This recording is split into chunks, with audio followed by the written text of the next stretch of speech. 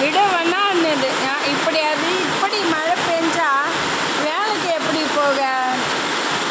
கடவுளே, நைட்டும் பகலும் சரியான மழை. வெளியே போய் பார்ப்போம்.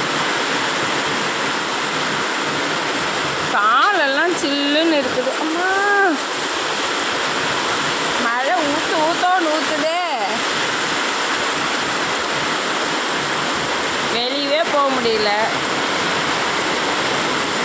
இன்னைக்கு ஃபுல்லாக இப்படி தான் இருக்குமா நினைக்கிறேன். சவுண்டு ஒரு பக்கம் பிச்சு எடுக்குது.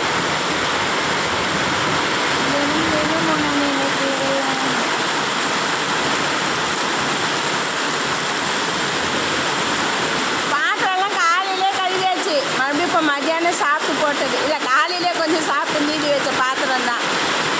மழை விடட்டும், விளக்கிக்கலாம். வீட்டில் தானே இருக்கிறோம். டேய் வண்டியா, இது என்னடா குப்பை தொட்டி மாதிரி ஆக்கி வச்சுருக்கேன்.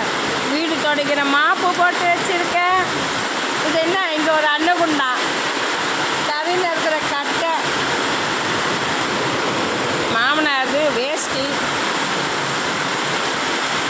என்னடா உலகத்திலே முறையாக வண்டிக்கு கொடை.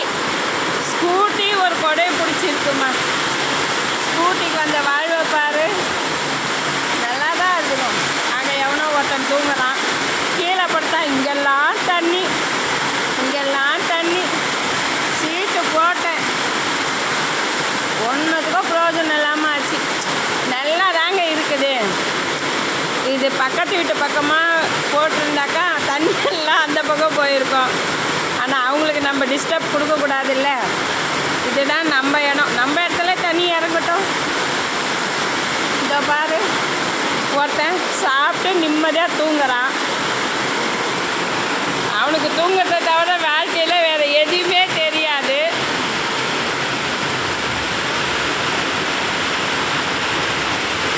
இந்த பாத்திரம் பாதி கழுவி கவுத்து இருக்குது.